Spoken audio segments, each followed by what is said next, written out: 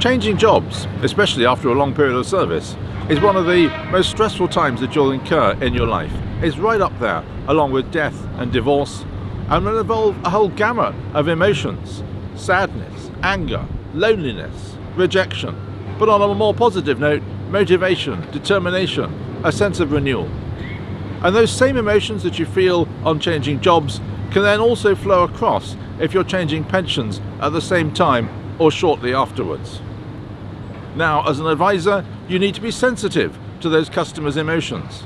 Indeed, it may be the emotions that were the catalyst that drove the customer to seek advice on possibly moving their DB pension across to DC. But those emotions are not going to be a good reason for executing the transfer value, because emotions are dulled by the passage of time. And what we need when we transfer somebody from DB to DC is we need something that will last for the rest of their life. Something that even when your client reaches their 80s and 90s, they will still feel, my financial advisor helped me to reach the right decision with my pension plan when I moved it from DB to DC. So, if you cannot provide the same level of benefits for a similar level of risk, and you don't want to provide the same level of benefits at a higher level of risk, the answer is to provide different benefits but at the same sort of risk level. And if you look at those final salary pension schemes, typically they come with increases to the pension payment each year. Some with 3% increases, some with 5% increases, some with full retail price inflation. High increases that will last for a long period of time. They were designed back in the 70s and 80s when inflation was 10% and gilts yielded 15%. Today, with today's low discount rates and with pensioners that seem to live on almost forever, it's the cost of those year-on-year increases ratcheting up with the principle of compound interest that has mullered the DB pension schemes, but in turn led to the very generous level of transfers that we see today. Your pensioner client, frankly, doesn't need that level of increases.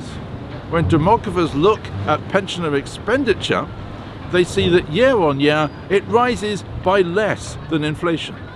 The typical pensioner, their annual expenditure increases by between 1 and 2% a year lower than retail price inflation.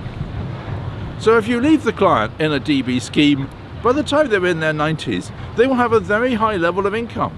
They will be the wealthiest pensioner in the bingo club, but with virtually no opportunity to go out and spend it. By moving to DC, we can reshape those benefits. We can bring forward that wealth. We can spend much more in the earlier years and front-end load the whole experience.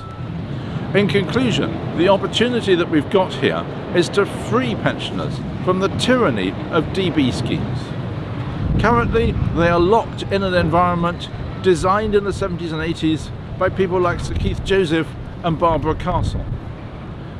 Pension schemes that were designed for when life was very, very different to how it is today. We're just scratching the surface here. Currently, transfers run at the rate of £30 billion a year.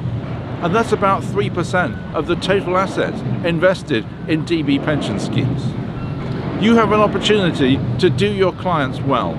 You need to be brave because the regulations today are very much stacked against us in this marketplace. But get out there, help your clients, help them to rearrange their benefits into a shape suitable for today's retirement, and I think they'll thank you for the rest of their lives.